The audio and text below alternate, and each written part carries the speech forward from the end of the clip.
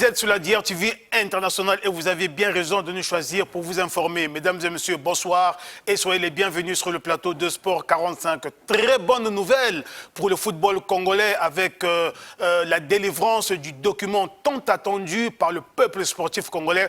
J'ai donc cité l'ordonnance de rétractation. En tout cas, ce document a été délivré au COMEX, entendu par là le comité exécutif de la Fédération congolaise de football. Mesdames et messieurs, dans cette émission, vous suivrez à propos la réaction de l'avocat de la Fédération congolaise de football, maître Eric Yvan Ibwanga. En tout cas, vous le suivrez dans cette émission.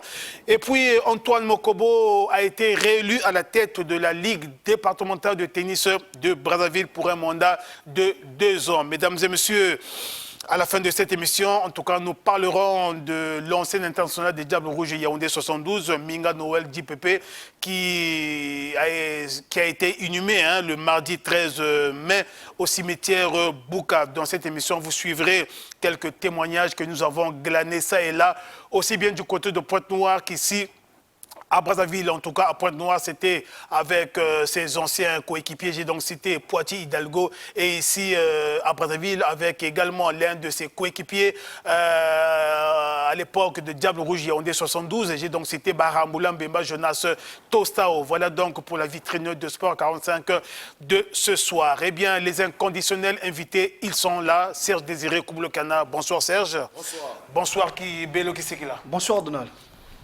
Mesdames et messieurs, comme annoncé dans la vitrine de cette émission, c'est une très bonne nouvelle pour le sport congolais en général et pour le football en particulier avec ce document tant attendu par le peuple sportif congolais. J'ai donc cité l'ordonnance de rétractation qui a été enfin délivrée au COMEX. Alors Bello, vous en tant que chroniqueur sportif, nous savons que lorsque cette crise a commencé, c'est tout le monde qui était quasiment dans le désarroi, dans la désolation, aussi bien les footballeurs eux-mêmes, les principaux acteurs, que les dirigeants sportifs, mais également nous et vous, les journalistes sportifs, à l'annonce de cette bonne nouvelle. Comment est-ce que vous avez réagi?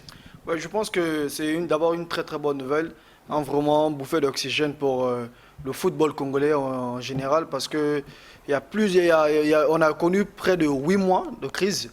8 mois où personne ne voyait encore le football congolais renouer encore les athlètes congolais renouer avec le football. Certains ont même dit qu'ils ont changé de métier déjà parce qu'ils ne croyaient plus à 5 jours du congrès de la FIFA. Que là où le Congo était exposé librement à une radiation, encore une suspension d'une longue durée. Donc je pense que cette délivrance d'ordonnance de rétractation au niveau du tribunal de grande instance de Brazzaville a vraiment soulagé le public sportif congolais et également nous les sportifs, parce que ça nous manquait énormément. On voulait tout simplement entendre cette ordonnance, l'arrivée de cette ordonnance après plusieurs reports au niveau du tribunal de Brazzaville. Et aujourd'hui, cette ordonnance est délivrée.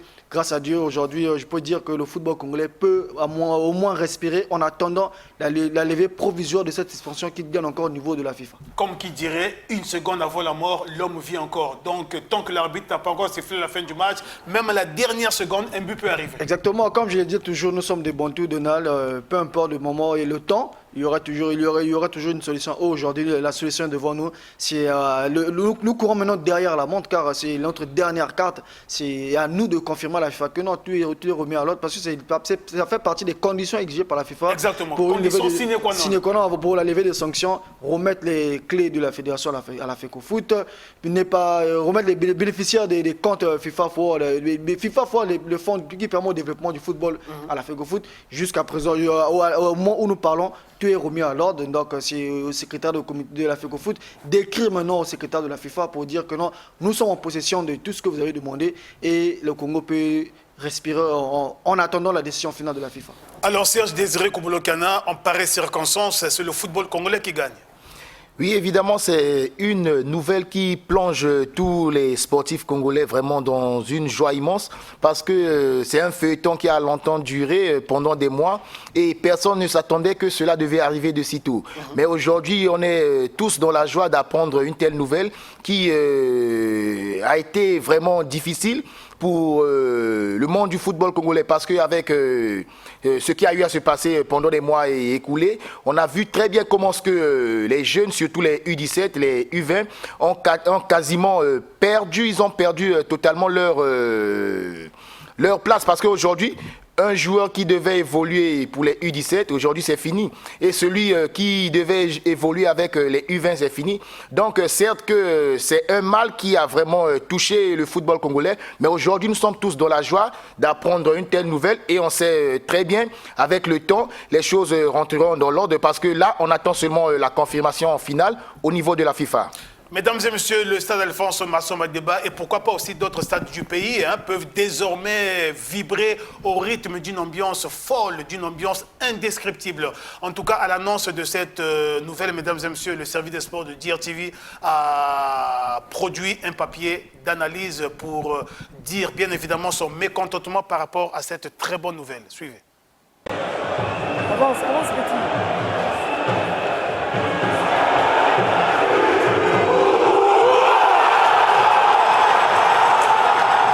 Ça y est, le public sportif congolais va désormais renouer avec cette chaude ambiance du stade Alphonse Massamba Déba.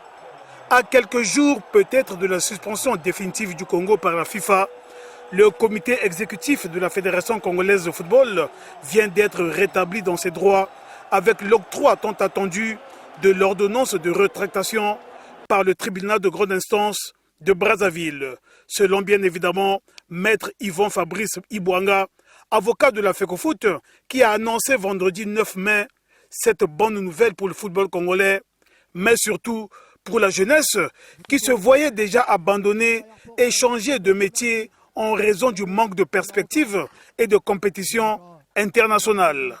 Nous avons une impression agréable de la décision de la Cour d'appel de Brazzaville statut en matière de référé civil qui a rétabli la Fédération congolaise de football, notamment le comité exécutif, dans la légalité, après avoir annulé en toutes leurs dispositions toutes les ordonnances qui ont été rendues suspendant, expulsant et bloquant les comptes de la FECOFOOT. À partir du moment où les décisions rendues par la Cour d'appel sont exécutoires de plein droit, cette décision s'exécute maintenant illico presto. La Fédération congolaise de football va être réintégrée, ses comptes seront levés et les activités vont reprendre. Nous pensons que ceux qui se sont considérés comme étant le collectif des membres de l'Assemblée générale extraordinaire se sont juridiquement fourvoyés et la Cour d'appel l'a démontré après avoir entendu également le parquet général près la dite Cour dans ses réquisitions. Voilà qui est dit. La délivrance de cette ordonnance de rétractation au comité exécutif de la FECOFOOT est un véritable tournant qui vient mettre fin à une longue période d'incertitude. Le COMEX, enfin rétabli dans ses droits, peut prendre possession du siège où il avait été mis dehors manu militari au profit de la mise en place d'une commission ad hoc, malheureusement que la FIFA n'a pas du tout daigné reconnaître. Cette décision judiciaire, tant attendue par le public sportif congolais, ouvre désormais la voie à une correspondance officielle de la FECOFOOT à l'endroit de la FIFA afin de lever la suspension provisoire qui planait sur le Congo. Signalant que cette crise a secoué le football national depuis juillet 2024 avec de lourdes conséquences, notamment la disqualification des équipes congolaises à certaines compétitions internationales. Alors Bello, vous êtes en contact permanent avec les jeunes joueurs qui évoluent dans certains clubs.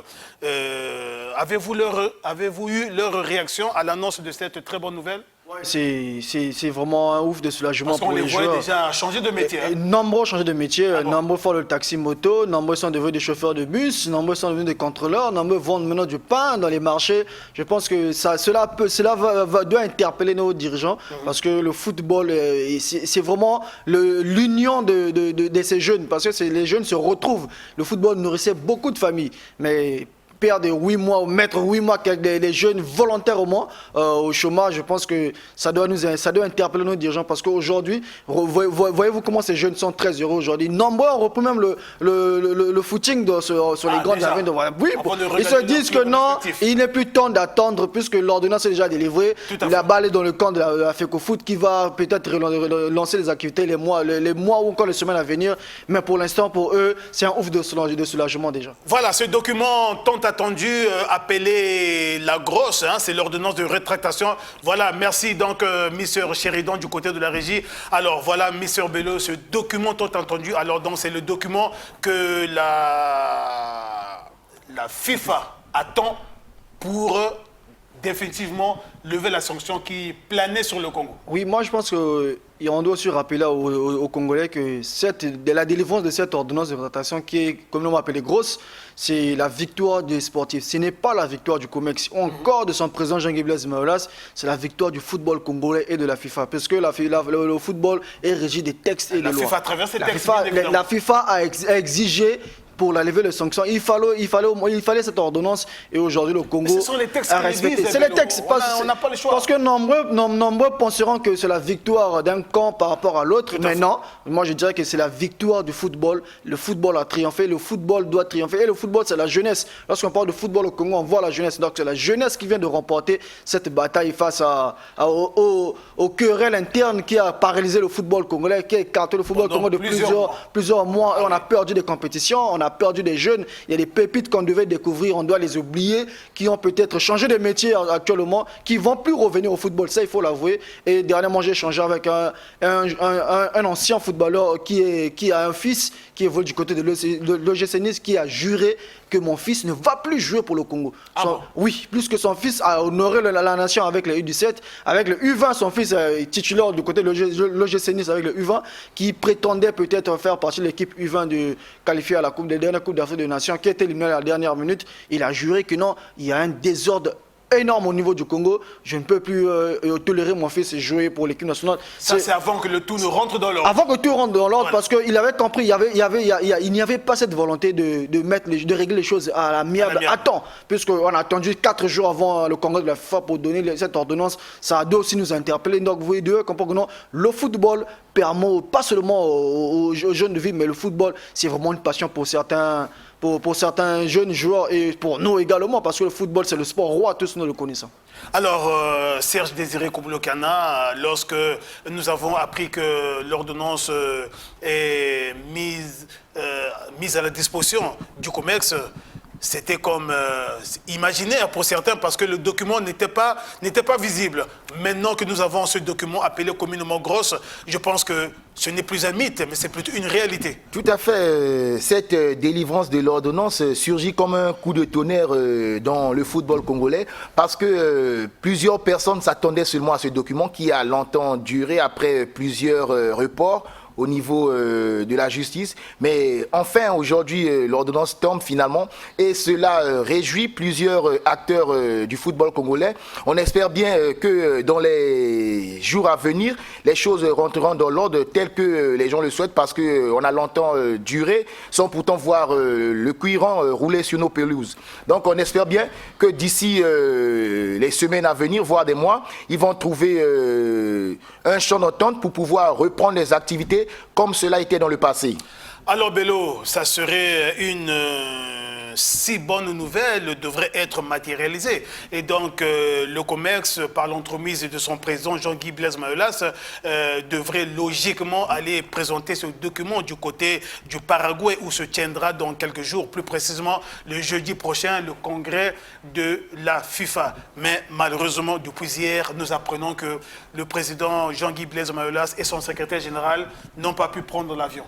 Oui, Donald, selon certaines sources, bien évidemment. Oui, c'est triste parce que selon une note émanant du ministère de l'Intérieur et de la décentralisation, interdit encore le président de la Fédération congolaise de football, qui est Jean-Guy Blaise Mayolas, et le secrétaire Badi Mombo, de ne pas quitter le territoire national. Alors que qui sont en route pour aller défendre le dossier du Congo. Ils ont été invités officiellement au niveau de la FIFA pour aller défendre avec documents physiques à l'appui, le cas du Congo, puisque la FIFA avait exigé, lorsque il y aura cette délivrance de l'ordonnance, lorsque vous allez remplir les critères, nous devons avoir des preuves tangibles, tout en respectant pas les conditions de la FIFA. Depuis longtemps, la FIFA a écrit à plusieurs reprises, la FIFA a envoyé des émissaires, nous avons tous connu, nous avons tous vécu l'arrivée de Gelson ici à Brazzaville, qui n'ont pas été reçus comme il fallait. Ils sont rentrés chez eux dessus de ne pas avoir cette volonté manifeste de lever la suspension à temps. Mais c'est deux dirigeants légitimes de la FECOFOOT qui doivent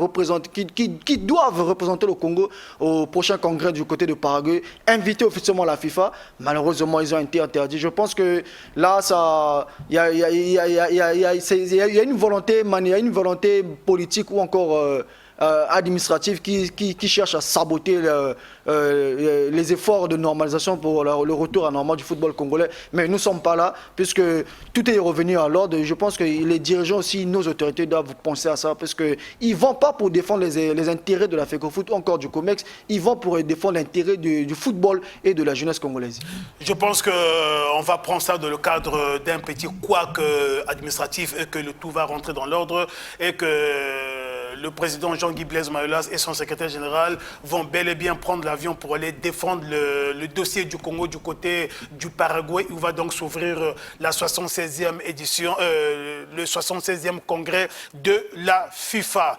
Nous allons partir, mesdames et messieurs, du côté du ministère en charge des sports, où il y a quelques jours, plus précisément le 23 avril dernier, où une correspondance circulait à travers la ville capitale, une correspondance du comité des présidents des fédérations congolaises de disciplines sportives confondues, qui adressait donc une correspondance au préfet de Brazzaville avec pour objet marche pour la valorisation de la dignité du sport congolais sur la scène international, en tout cas de retour au Bercail, puisque le ministre en charge des sports n'était pas au pays, de retour au Bercail. Il a donc convoqué tous les présidents des fédérations sportives nationales pour en savoir davantage sur ce courrier qui ressemblait à un tract, puisque ce courrier n'était pas du tout signé. Nous allons partir du côté du ministère en charge des sports pour aller en savoir davantage sur cette rencontre ministre en charge des sports Hugues Ngolondele et les présidents des fédérations sportives nationales.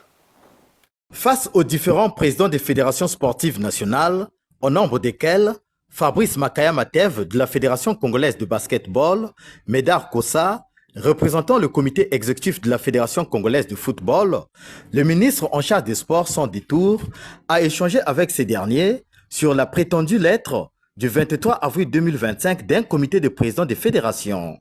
Une lettre dans laquelle le ministre Hugues Ngolondele est taxé d'utiliser à d'autres fins les subventions liées aux compétitions sportives. Les quelques présidents des fédérations qui se sont prononcés ont nié les faits. En tout cas, ma fédération est surprise de ce courrier-là. Je ne vois pas, d'abord moi personnellement, me mettre dans la rue pour marcher. Pour nous c'est un tract, c'est des gens de mauvaise foi qui veulent un peu nous salir. C'était un document rempli de fautes. Et je refuse que vous puissiez donner du crédit à ce document. Parce que nous, on ne donne pas du crédit à ce document. Jurant sur l'honneur, le ministre en charge des sports qui a toujours œuvré pour débloquer des fonds du côté du trésor public afin que les fédérations aillent représenter le Congo, persiste et signe qu'aucune subvention liée aux compétitions internationales n'a été débloquée en cette année 2025 aux grandes dames de tous. Jamais, je dis bien jamais, on a remis de l'argent ici au ministère des Sports pour une quelconque fédération et on en a fait autre chose. Jamais.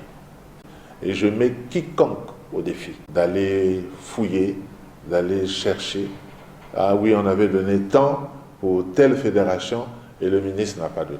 Moi, je reçois plusieurs présidents de fédération avec qui des fois on bricole des choses dans mon bureau. Face à cette triste situation, qui n'a pas hélas permis aux athlètes congolais de participer aux compétitions internationales, suggestions et demandes ont été formulées au patron du sport congolais.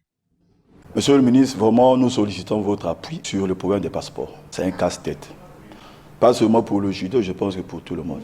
À la limite, on n'a pas de passeport. Si à l'avenir, on peut avoir au moins un support qui nous appuierait dans ce sens, ça pourrait être une bonne chose. Si vous trouvez 100 millions par fédération, ça fait 3,5 milliards. Je vous assure que les télévisions là, vont crier d'autres émissions de sport, que le ministre n'aurait plus le temps de rester au bureau. Hugues Ngolondele a même demandé l'augmentation du budget du sport. En vain. 2 milliards de francs CFA, compétition sportive, donc pour les 35 fédérations. Mais quand le football a fait 2 mouvements, c'est presque la moitié qui est partie. J'ai demandé qu'on augmente cette ligne, ça n'a jamais été fait. Essayez de dire, par exemple, qu'il y a 2 milliards, on réserve au moins 1 milliard pour les 34 autres, on met 1 milliard au football. Quand c'est fini pour le football, nous savons que pour eux, on trouve des relances. Après un échange à bâton rompu, les malentendus se sont en fait dissipés et les deux parties se sont suffisamment compris tout en se disant que ce sont les ennemis de la République qui ont voulu certainement biaiser les bons rapports qui existent entre le ministre en charge du sport et les fédérations sportives nationales. C'est dans une ambiance bon enfant que se sont closes ces retrouvailles. Mesdames et messieurs, parlons à présent handball pour dire que démarrage lundi 12 mai 2025 au Caire de la 32e Super Coupe. Eh bien, le Congo représenté à cette échéance par l'AS Auto s'est lourdement incliné face à Petro Atlético d'Angola. Mister Sheridan, prière de nous balancer au fur et à mesure les quelques images du handball. Et voilà. Et donc, sur le score de 42-14. Alors, Bello, 42-14, ça veut simplement dire que l'AS Auto a pêché par manque de compétition au niveau de Brazzaville. Ouais, il faut dire d'abord merci à félicitations à cette équipe de l'AS Auto d'avoir déjà réussi à marquer 14 buts. Parce que moi, je ne les voyais pas déjà après la première partie où l'équipe a été menée 25-4. C'était déjà énorme, il faut le dire, parce que cette équipe a donné tout ce qu'il avait à montrer au niveau de cette étape de la compétition. Parce qu'en face, c'était pas la meilleure équipe, l'une des clubs les mieux organisés en Afrique. Et qu'on peut pas encore montrer aux téléspectateurs. Tout le monde le sait que non, le handball du côté de l'Angola, c'est parmi les meilleurs en Afrique. Pourquoi pas au monde, mais l'AS Auto a su quand même supporter et surtout a payé le prix de la préparation et du manque de championnat au niveau local, parce que cette équipe n'a bénéficié que du tournoi de mise en jambe organisé à cela un mois ici à Brazzaville. Et quelques matchs amicaux. Mais un de ces matchs qui ne peut pas rivaliser, qui n'est même pas au niveau de son adversaire qui était encore Petro de Luanda. Je pense que l'AS Auto, quand même, on doit les féliciter, mais en face, c'était vraiment la grande muraille du côté angolais de Petro de Luanda. En deuxième explication, mesdames et messieurs, Al-Ali a eu raison de l'AS Sahel de la Tunisie par 26-24. Là, au moins, tu sens que le match était âprement disputé. 26-24. Ça, c'est les professionnels, c'est le haut niveau. Vous pouvez comprendre, même les quarts de points, déjà, vous dit beaucoup. Que vous renseignez, vous pouvez comprendre que c'est des gens qui prennent le travail au sérieux, qui savent à quoi ils cherchent. Contrairement à nous, nous parlons beaucoup, mais nous travaillons peu. Mais les autres travaillent et ils portent des résultats. Mais vous constatez que c'est la meilleure équipe qui a su l'emporter. C'est quand même le Al-Ali, la nationale Al-Ali du Caire. Déjà, mesdames et messieurs, en première mi-temps, Al-Ali menait l'AS Sahel par 13-10. Eh bien, chez les hommes également, il y a eu cette super coupe qui a concerné aussi bien les dames que les hommes. Chez les hommes, c'est une fois de plus Al-Ali qui a remporté le derby face à son éternel rival, le Zamalek, après un match âprement disputé. En tout cas, Al-Ali l'a remporté sur le score de 31-27. En deuxième super coupe, Espérance de Tunis a pris le dessus sur Montana du Maroc sur le score de 31-24. Mesdames et messieurs, eh bien là nous étions à l'étape de la Super Coupe, puisque la 41e édition des championnats d'Afrique des clubs vainqueurs de coupe va donc démarrer le mercredi 14 mai. Eh bien, l'AS Auto va effectuer sa première sortie le jeudi 15 mai à 12h face au National Bank, une équipe du Caire certainement. Et 3 représentants congolais devraient se rendre là-bas du côté du Caire. Il y avait le Cara et les l'AS Auto, en dames et en hommes, le Congo devrait être représenté par l'Étoile du Congo. Mais jusqu'au moment où nous parlons, en tout cas, il y a seul l'AS Auto qui se retrouve déjà du côté du Caire qui devrait également prendre part à la Super Coupe, comme vous l'aviez suivi. Mais l'incertitude planait encore sur le Kara et sur l'Étoile du Congo. Vont-ils participer à cette compétition ou pas? En tout cas, c'est la grosse interrogation puisque l'on sait que les équipes se sont déjà fait inscrites du côté du Caire et que si les deux équipes ne s'engagent pas pour cette compétition, Bello, ce sont des lourdes sanctions encore. Oui, mais il faut être clair aussi et verdict avec nous-mêmes. Moi, je ne vois pas Kara effectuer le déplacement parce que c'est un peu difficile administrativement et financièrement, puisque Kara a eu à perdre son président dernièrement. Il y a aussi des choses qui se passent au niveau de cette club et on se pose des questions. Est-ce que vraiment Kara peut effectuer le déplacement? Là, on attend la décision finale du côté administratif, puisque c'est inquiet déjà, au moment où nous connaissons qu'il y a une équipe qui est déjà du côté de l'Égypte. Mais pour l'Étoile du Congo, moi je pense que c'est un peu difficile, puisque l'équipe avait catégoriquement d'abord refusé de participer au tournoi de mise en jambe. Est-ce qu'il y a encore les joueurs au sein de cette équipe? Est-ce que l'organisation est en bonne et due forme du côté de l'Étoile du Congo? Que va aller faire l'Étoile du Congo du côté de l'Égypte? C'est la question qu'on doit se poser. Il ne faut pas seulement voyager pour voyager, mais il faut aller pour représenter valablement le handball congolais qui marche bien quand même, il faut le dire. Mais une équipe qui ne se prépare pas bien, c'est inutile d'aller effectuer le voyage du côté de l'Égypte. Malheureusement, l'équipe est déjà inscrite du côté de l'Égypte pour ce grand tournoi. Pour la 41e édition des championnats d'Afrique des clubs vainqueurs de coupe, mesdames et messieurs, l'AS Auto est logé dans le groupe A aux côtés de Petro Atlético, AFC Sahel, FAB du Cameroun et National Bank de l'Égypte. Le Kara, au cas où le Kara effectue le déplacement, le Kara sera logé dans le groupe B aux côtés de Primero à gauche d'Angola, un autre club angolais, Al Ahly, Abidjan Handball Club, TKC du Cameroun et le Kara, bien évidemment.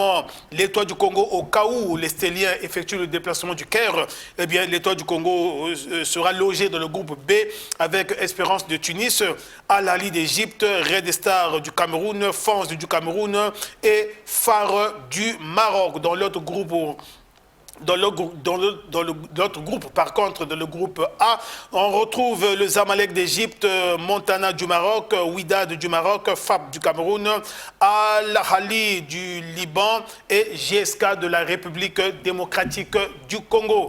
Voilà, donc il faut, en conclusion, pour l'instant, il n'y a que l'AS Auto qui se trouve du côté du Caire. Est-ce que le Kara et l'Étoile du Congo pourront rejoindre l'AS Auto? C'est la grosse interrogation que nous nous posons. Le souhait est que ces deux équipes puissent aller représenter le pays. Sinon, la conséquence, ce sont les amendes qui vont encore couler.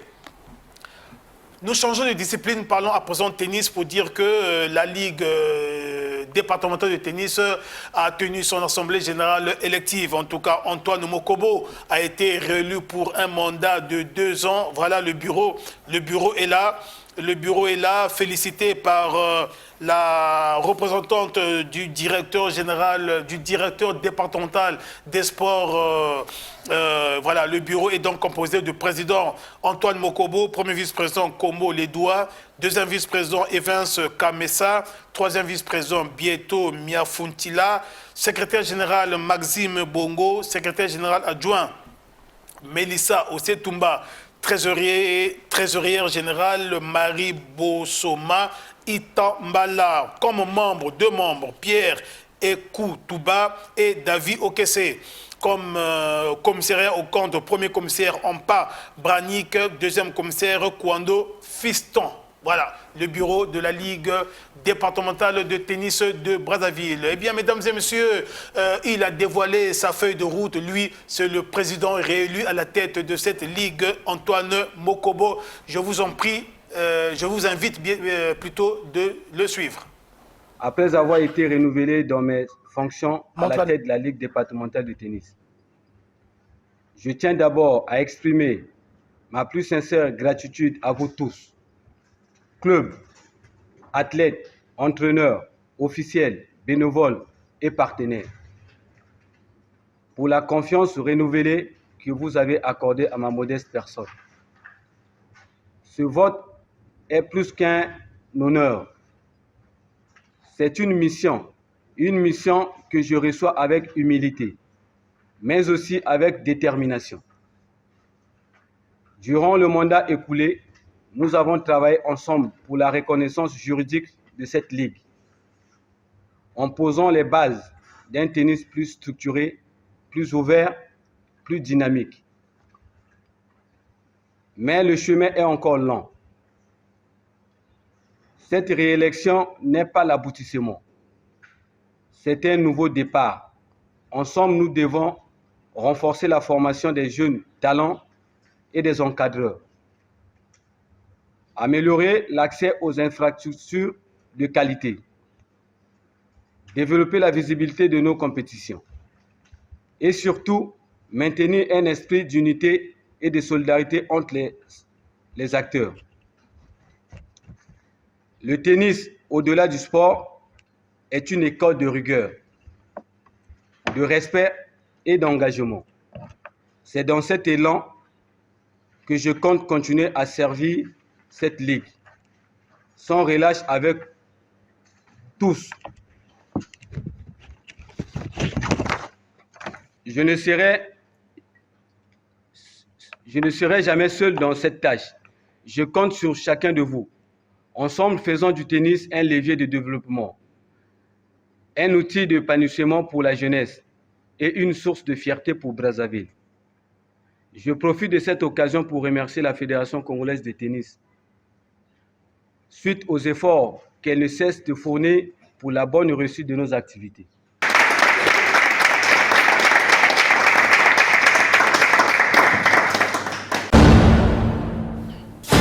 Minga Noël dit Pépé, cette légende du football congolais, Yaoundé international Yaoundé, Diable Rouge 72. Mesdames et messieurs, Minga Noël Pépé n'est plus de ce monde. Il a été inhumé le mardi 13 mai au cimetière Bouka.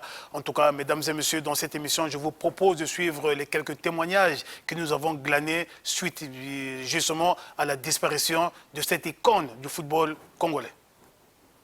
Minga Noël Tibinda, surnommé Pépé, qui a refermé sa parenthèse de vie le 25 avril dernier, fut l'un des footballeurs le plus connus des nouvelles générations. Il a commencé sa carrière avec Club Mokanda à Pointe-Noire, aux côtés de Gilbert Poiti, dit Hidalgo, qui se souvient toujours de ce but ontologique que Minga avait marqué avec les Diables Rouges face au Cameroun en demi-finale de la CAN Yaoundé 72. D'abord, pourtant il n'est pas gaucher, mais le boulet qu'il envoyait du pied gauche était des boulets vraiment terrifiants. Dans le Diable Rouge, pas seulement dans le Diable Rouge, on a commencé d'abord par V-Club. Et nous sommes allés dans les Diables Rouges maintenant. Cette légende du football que le Congo pleure a connu une ascension fulgurante dans Patronage Sainte-Anne du Congo, champion de Brazzaville et champion national en 1968. En 1971, il rejoint l'Interclub et le secrétaire général de l'association sportive Interclub s'en souvient. Il était le capitaine. Il a joué, il a fait ses œuvres au niveau de l'Interclub et à la fin, il est devenu entraîneur. Entraîneur au niveau de l'Interclub, il a fait ses preuves, il a gagné les Coupes du Congo. Et jusqu'à sa mort, il était toujours notre directeur technique à vie.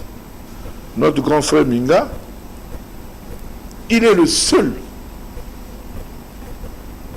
à parler des 4 vérités. Les 4 vérités de Noël Minga Pépé, que je vous donnerai ici. Il y a beaucoup peut-être qui ne le savent pas. Dans ces 4 vérités, il dit hormis 72. Ce qu'il disait dans ces 4 vérités, hormis 72, il y a 74. En 1970, il intègre les Diables Rouges avec qui, 2 ans plus tard, il remporte la 8e CAN Yaoundé 72. Minga, Minga Nyangu. Minga toujours. Lorsque Bahambula Mbemba Jonas dit Tostao intègre l'équipe nationale, il est accueilli par Minga. J'ai vu que Minga était très bien avec moi. Tout le temps, il m'a encouragé. Il dit, petit, tu joues. Ce que tu fais, si tu n'étais pas un bon joueur, en tout cas, l'équipe de Diable Noir n'allait pas venir te chercher. Minga, quand on jouait, tout le temps, quand il voyait que j'écoute, parce que moi, c'était la vitesse et puis le crochet. Bon, je sais pas, hein, ça, c'est pas moi-même, ça sort, même là, ça sort de ma bouche, parce que j'étais fort pour ça.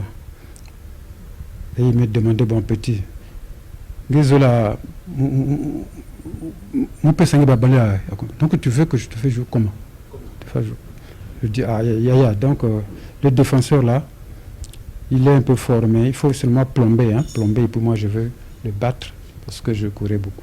Lorsque Minga Noël Pépé raccroche les crampons, il devient entraîneur de l'Interclub, puis d'autres clubs tels que l'AS Cheminot.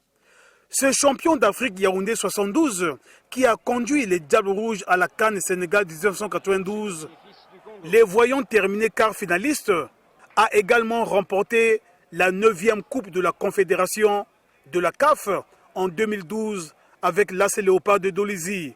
En sa qualité de directeur technique, Cyril Ndonga en garde le souvenir. Le président Rémi Aeus, dans le souci de faire agrandir et de chercher à atteindre le niveau escompté, il avait donc besoin de toffer, mais en qualité, n'est-ce pas, le staff technique. Nous, son choix s'est prononcé en faveur de Minga Noël Pépé. Et on a voulu donc que Minga puisse intégrer donc cette grande famille de la Célopa pour son expertise. Et ça a payé, puisque un an après, on a remporté la Coupe d'Afrique. En tant que technicien, l'actuel entraîneur de Vieux Club Mokanda a grandement bénéficié de l'expertise de son mentor, Minga Noël Pépé. C'est lui qui m'a orienté et aujourd'hui, si j'ai pu avoir la chance d'entraîner et continuer à entraîner aujourd'hui, je pense que c'est en partie les conseils et l'orientation de ce grand homme de football. Les obsèques auront lieu le mardi 13 mai prochain, mais le lieu reste à déterminer. Le lieu est connu, mesdames et messieurs, c'est au cimetière Bouka. Voilà la disparition de cette icône du football national, ancienne internationale des Diables Rouges, champion d'Afrique Yaoundé 72, a plongé le monde sportif congolais dans une désolation sans pareil. Mesdames et messieurs, Djibril Mouyoki, il est le secrétaire général de l'association sportive Interclub. Il est quasiment l'un des derniers dirigeants qui a eu à prendre langue avec Minga Noël Pépé. Il s'était rendu à son chevet. Suivez une fois de plus Djibril Mouyoki. Minga Noël Pépé, que moi personnellement j'appelais Yawewe, qui est son surnom d'enfance, parce qu'il a été un grand frère pour moi. Et quand il était au CM2, j'étais au CP2. Et moi j'ai été à ces derniers jours, le jeudi 15h, nous étions ensemble avec lui. Et on s'est parlé. Il m'a dit, SG, je n'en peux plus. Il dit, oh grand frère, pourquoi tu dis ça? Il dit, non, ça va aller. Il m'a montré ses genoux. Regarde mes genoux. Mais la voix ne sortait plus comme avant. J'ai dit, bon, je suis venu te remettre pour t'aider. C'est que le président général de l'association sportive Interclub a envoyé. Il m'a dit, donne-moi le livre là, qui était devant lui. Ce livre-là est intitulé L'Aigle. Chez nous, à l'armée, on dit que l'aigle voit les profondeurs. Vole très haut, mais voit les profondeurs. Je lui ai remis les livres. Et il a mis ce que je lui avais donné dans ce livre. Je lui ai dit, mais comment? Il dit, non, remets ça là. C'est pas fini. Il me dit, tu vois là-bas, remets-moi ce livre-là. Je lui ai donné ce livre. Voilà ce livre. Black le Rock. Un album. Il dit, ah, Yaya, tu me remets ça? Je fais les photocopies? Il dit, non, c'est pour toi, amen. Et on s'est quitté.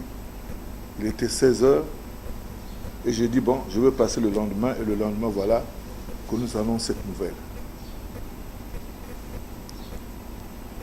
Minga est arrivé à l'Interclub par la volonté du président général fondateur de la section football, le défunt général, le président général Yombi. Il est arrivé et il était nommé capitaine de l'équipe dans le premier bureau constitué en 1971, je pense, 70, 71. Il était le capitaine. Il a joué, il a fait ses œuvres au niveau de l'Interclub et à la fin, il est devenu entraîneur. Voilà, mesdames et messieurs, c'est donc par cette évocation de Minga Noël Pépé par le secrétaire général de la SIC entendu par là, Association sportive interclub, que nous bouclons cette émission. Alors, la très bonne nouvelle, mesdames et messieurs, avant de chuter, c'est la délivrance enfin de la grosse entendue par là, l'ordonnance de rétractation qui est désormais entre les mains du COMEX, Monsieur Bello. C'est une très bonne nouvelle pour le public sportif congolais. Ouais, je reviens encore sur ça. Très bonne nouvelle. C'est vraiment une bénédiction pour la jeunesse, pour le football congolais en particulier. Et moi, je pense qu'il n'est plus l'heure de faire encore la guerre. Nous devons oublier les querelles internes du passé. C'est autour d'une table que nous pouvons résoudre les problèmes. Si on écoutait aussi les autres qu'on peut avancer et sauver le football, nous devons vite projeter l'avenir, savoir comment vite se relancer avant de renouer encore avec le football congolais. Serge Désiré, pour boucler. Oui, c'est comme Bello venait de le dire tout à l'heure. Actuellement, nous ne sommes plus à l'heure de la bataille comme cela s'est passé dans les mois écoulés. Là, maintenant, c'est le moment de travailler main dans la main pour que les choses puissent aller vers l'avant et renouer encore avec les anciennes habitudes qui se passaient à tout moment sur nos stades. On espère qu'avec le temps, le tout rentrera dans l'ordre comme cela a été dans le passé. L'octroi de ce document, mesdames et messieurs, au comité exécutif de la Fédération congolaise de football a ébloui tout le monde, bien évidemment, plus particulièrement Nessor Isonga de la Songa, notre correspondant du côté de Pointe-Noire. Voilà, mesdames et messieurs, complètement bouclé. Jonas Aoué était du côté de la régie son, Mister David Gomez était du côté derrière la caméra, Mister Sheridan était devant, en tout cas, la régie, c'est lui qui était aux commandes. Mesdames et messieurs, quant à moi, je vous dis au revoir. Monsieur Bello, merci d'être venu. Merci de Serge Désiré Kouboulkana, merci pour votre expertise. Merci. Mesdames et messieurs, quant à moi, je vous dis au revoir. Restez toujours branchés sur les programmes de votre chaîne de prédilection, la DRTV Internationale. Au revoir.